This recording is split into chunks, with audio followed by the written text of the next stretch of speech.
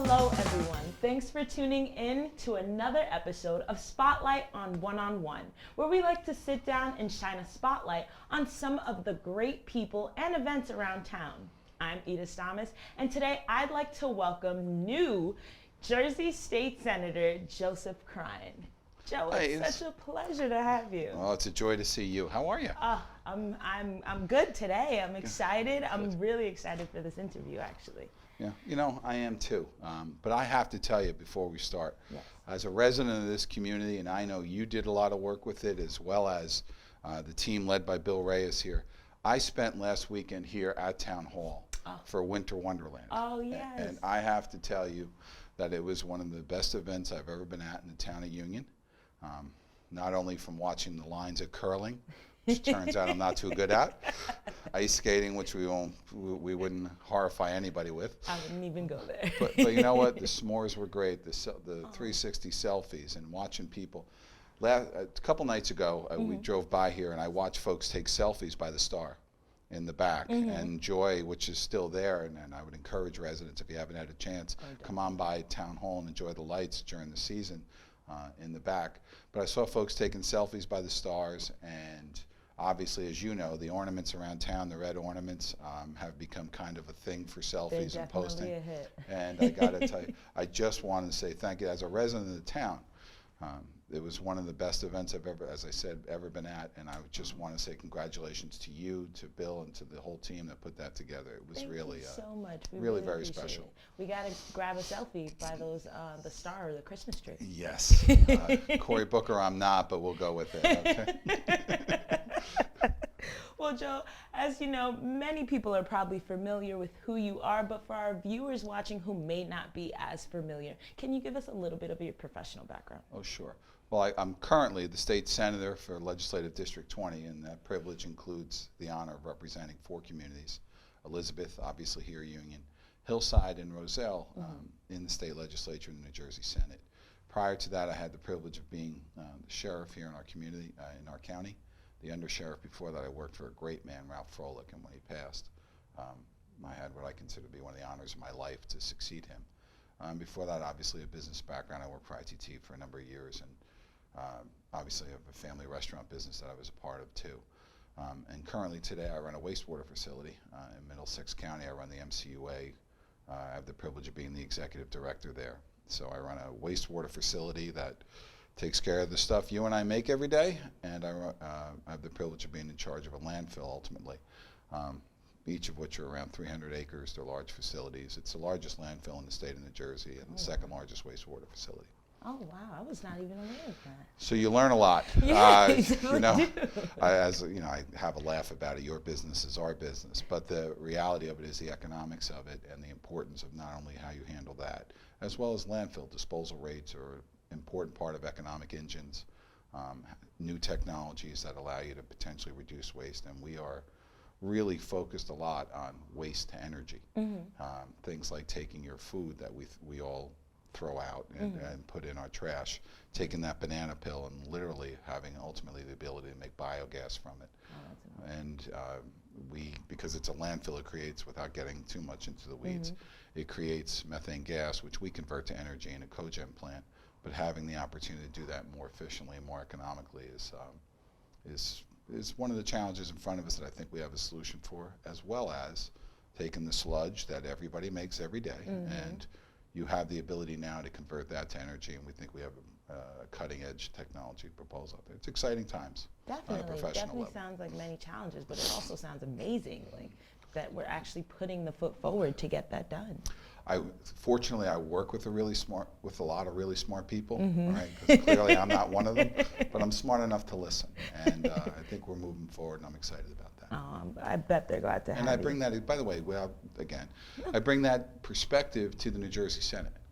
And one of the things the Senate is comprised of, obviously, with 40 members, and there'll be 24 Democratic members moving forward with the new session, is the idea of what do you know and how do you bring that experience, and I try to be vocal about that for the citizens I have the privilege of representing. Definitely, that's amazing. Well, like you said, what you know. So in your last legislative session, what would you say were some major or definitely accomplishments that you've had?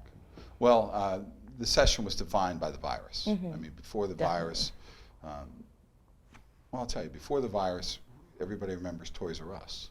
Yes. And right here in the town of Union, and I stood there with those Toys R Us employees who were taken advantage of for hedge fund folks. So a few folks made a ton of money, and a lot of folks didn't get their benefits and the things they'd earned. I stood there with a lady who had worked 31 years and was told that she'd have to sweep the floor on the way out to get her last check, never mind having the opportunity for a pension and things like that. So we passed a lot of work, but we passed a Warnock bill, which basically doesn't allow that to happen. For workers, employees, and I was very proud of that, and more than a few other things. But candidly, it's all been defined by COVID. Our office, which as you know is right here on Stuyvesant Avenue, right at the street, 985 Stuyvesant, we transitioned immediately to COVID response, which meant working with the county and state folks. At the time, everybody forgets now because it's so common, PPE. The world was about getting PPE.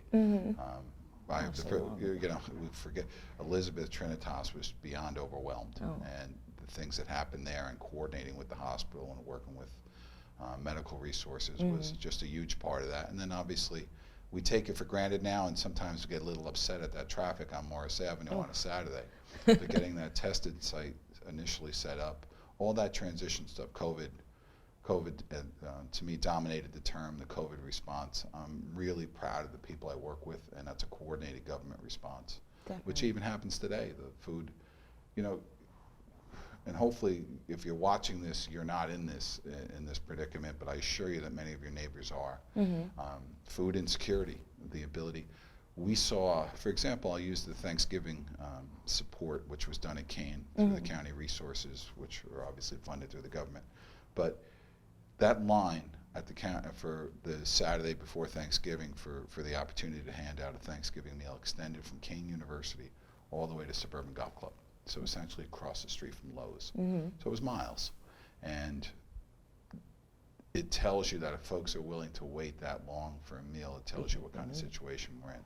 And I'd like folks to remember in the holiday season and all year round, if you can help somebody along the way or your local food pantry, it's a big deal. Definitely.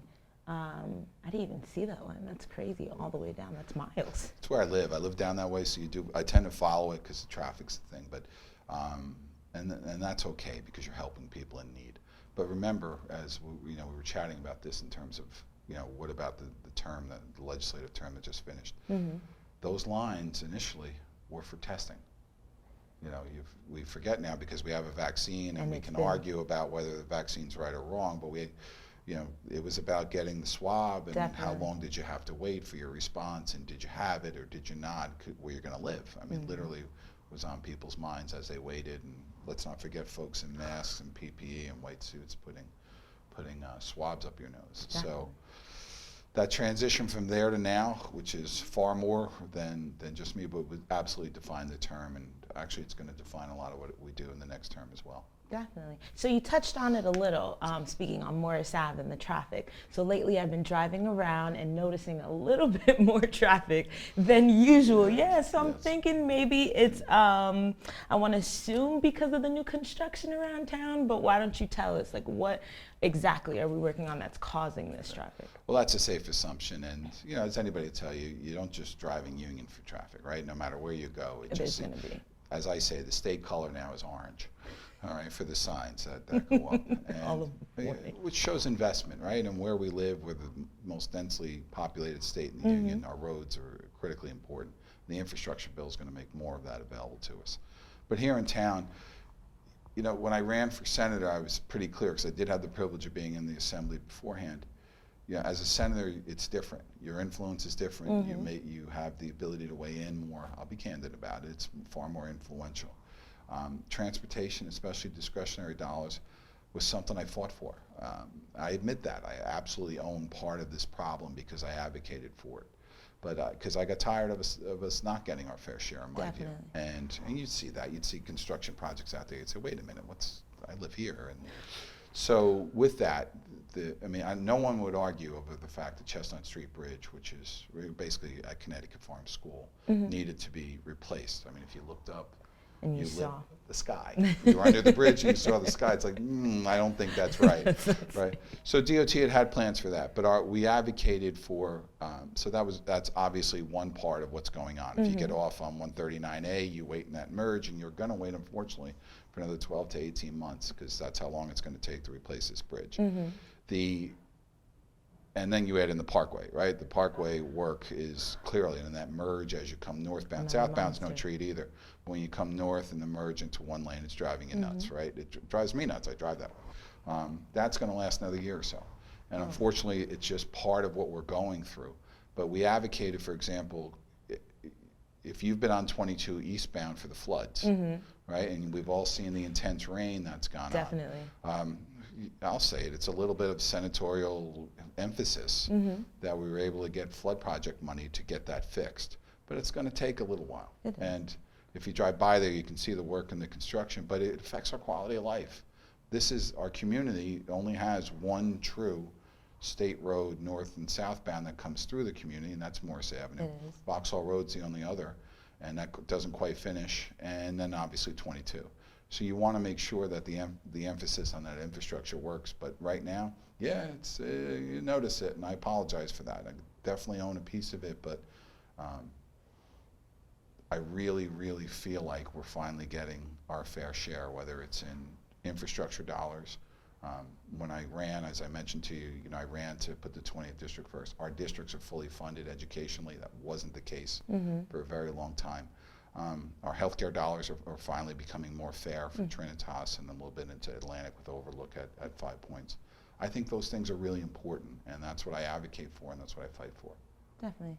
I agree. I definitely agree. So even though we don't like sitting in our cars in the traffic, but it's definitely for a better cause, as you were to say. Short term, I mean, there's no doubt. I mean, that thing looks like it would have fell down on Chestnut Street.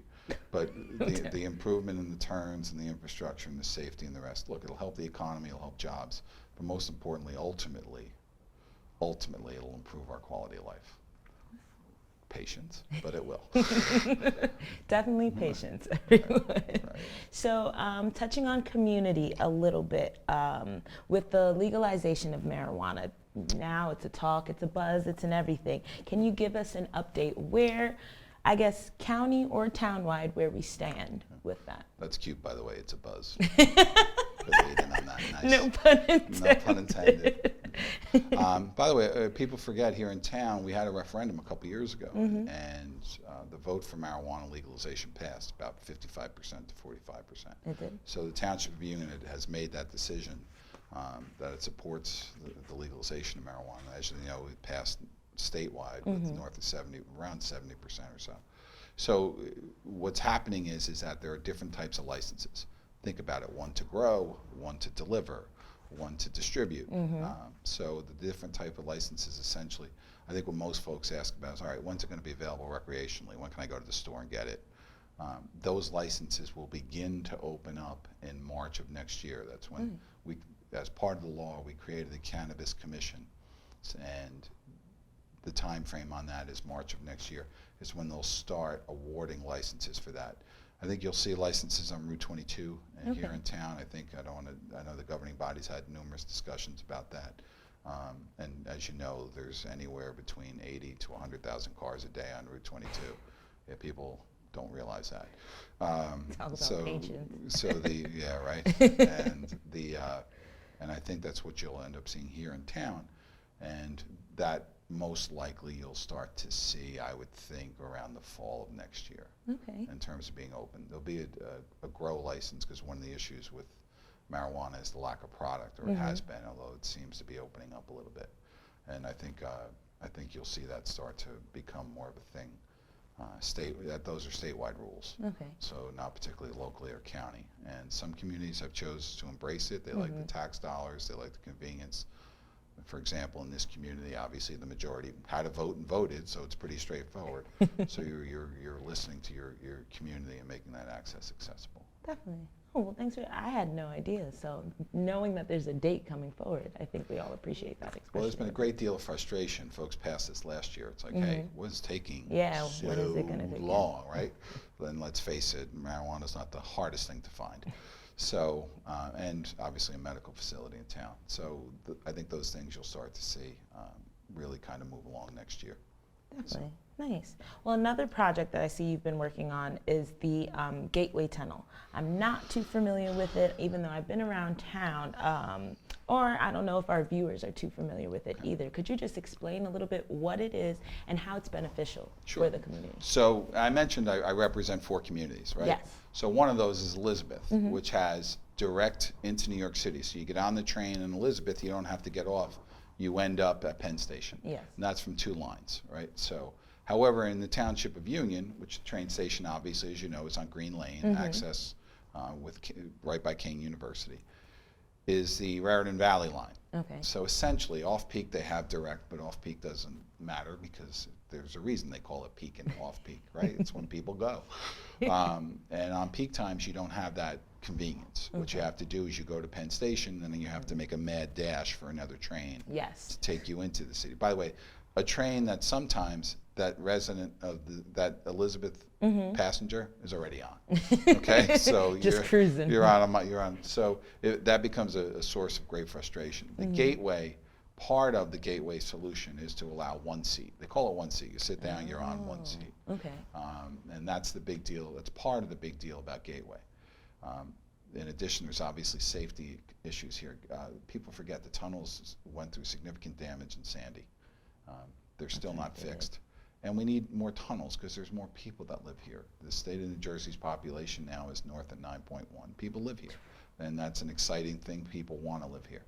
So in essence, the federal dollars, the infrastructure dollars, have allowed finally funding for the Gateway. One of the things, the bridge had to be fixed. If you've ever waited on that train and it stopped like near the river, near the water, and you're like, what's going on? It's because of some of the problems with the infrastructure along the way. There's been funding and replacements for that.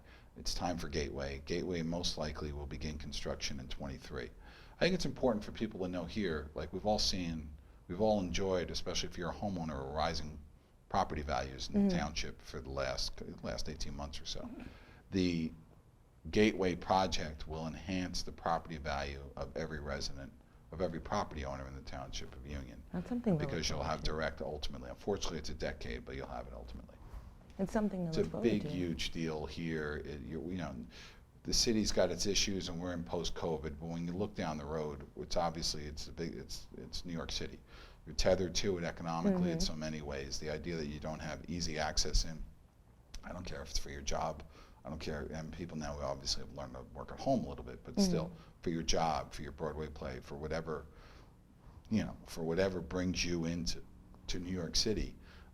The access points have to be much more convenient than they are right now for our residents, and Gateway is a big piece of that.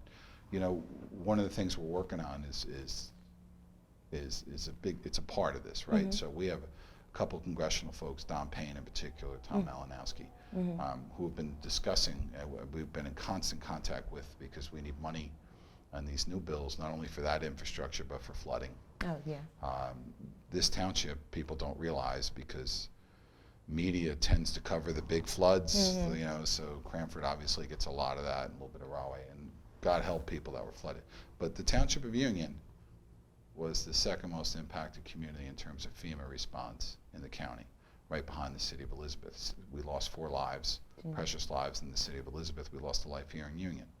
And the damage, and not only by Franklin Street, but by Liberty, but down, I live off Lorraine Avenue, but down on Vauxhall Road, walking, and we did a lot of walking and talked to folks, and our office has been able to assist a little bit not a little bit, we've done a lot of FEMA application stuff, but ultimately it's a federal project. But we've been advocating strongly for more flood control, for more understanding that this thing is a huge impact in terms of a community. I'm not sure, I don't think we flew under the radar, but I don't think people realize the true impact of what Ida did to so many families in our community. It was huge, long, and difficult. Imagine, and coming out of a pandemic just made it doubly tough. And I agree with you, because being someone who works here in Union, I would have never thought the flooding, and then to see personal people that I know and everything, the impact that it had on them, I'm like, whoa. What is going on? You go up to Liberty Avenue, for example, especially between the sides of Liberty, for lack of a better way to put it, between Liberty and Burnett, like Alan knows. Brutal. I mean, just absolutely devastated. Franklin Street, the flood wall obviously got hit with a swarm of water. Walking down where I am, walking on Vauxhall Road, the below Tiffs, so to speak, between Tiffs and Salem, people were just absolutely devastated, and the smell and the mold and all that went with that, and folks had nowhere else to go, and I still deal with that. Hillside took a brutal beating, that brutal, South State Street, some of those streets. So we've been advocating and working and trying desperately to work with folks and with FEMA to make sure they get what they can and what they should get. But the impact here was significant. We've lobbied this repeatedly. When I talk to our U.S. senators and when I talk to our federal folks, I tell them, look, I don't care what you're thinking. We need a strong emphasis on this. This is a very, very big deal. You need to understand what needs to get done. So I'm on my soapbox, but sorry. It's perfectly fine. I don't want to take too much of your time, but lastly, we speak a lot about the future, what's to come, what's planned, and everything. So what big bills do you see coming or plans on the horizon for your next legislative session? I think the next legislative session will be defined a little bit by the current, and that is COVID. Definitely. As we talk today, I think 5 out of the 10 schools in the Township of Union are on half days. Yep. And hopefully that situation changes, and we've seen the post-Thanksgiving outbreak. I think also the mental health piece of that, especially for students, and by students I'm defining that as college down. King University is in our district. So I want to have a lot to do in terms of working on COVID relief. I'm making sure that mental health services are there for folks. I have obviously a commitment in terms of dollars and cents for this district that's going to continue. I understand it's not the highlight issues and all those sort of things, but I really feel as if over the years that maybe we were a little bit shortchanged, and I want to make sure that we continue to be right. We've got other stuff, but it feels like we might be at the end. Most importantly, though, if I can, I want to remind folks, I work for you. Like, this is how this works. I get people say, oh, I work for you. I'm an employee of yours, and that's the way I look at it and my staff looks at it. We're at 985 Stuyvesant Avenue, right across the street from the old theater. Okay, and 908-624-0880. Call us. We want to be part of your success for the future as well. Definitely. I was just going to ask for contact information, but like you said, you're your own soapbox.